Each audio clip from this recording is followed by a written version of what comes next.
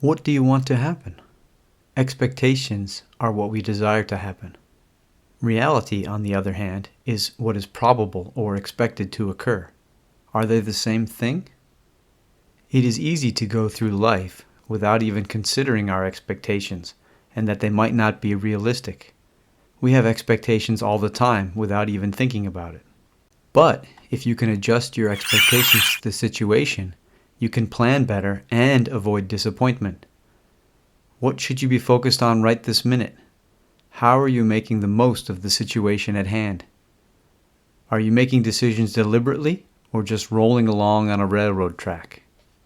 The most successful people I know make the most of every minute. They live in the minute and make explicit decisions about using their time. It's easy to ride the train of life looking out the window.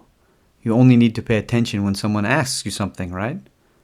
The problem is that most meaningful tasks are less likely to have deadlines than tasks that are relatively unimportant.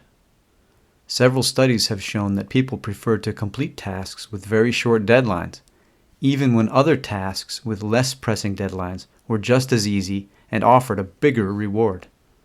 So what can you do? One strategy is scheduling. Research shows that scheduling when and where you will do something makes it dramatically more likely to happen. A second strategy is to clear the decks. Assign a particular task for an entire day if necessary. Unfamiliar but important tasks often have a learning curve and are unpredictable. Working on them feels clumsy and inefficient, so give it plenty of time instead of procrastinating. A third strategy is to isolate the most impactful steps of important tasks. What is the smallest or most valuable step I can make on this goal right this minute? And of course, a fourth strategy is to waste less time on unimportant tasks. How do you decide to spend your time? Do you even really decide, or do you just do what comes next? What are your values? Do your activities reflect those values? Do you spend enough time preparing for trouble? Prospection is the act of looking forward, or of providing for the future. Often our future goals come from our fantasies, which is a good way to disappointment. In one study, people who fantasized more about losing weight actually lost less weight. Another study found that students who fantasized about their future career were less successful in their job search. Alternatively, people who actively consider what might get in the way gives them extra energy to overcome those barriers. It may help to write down ideas that could mitigate disappointment.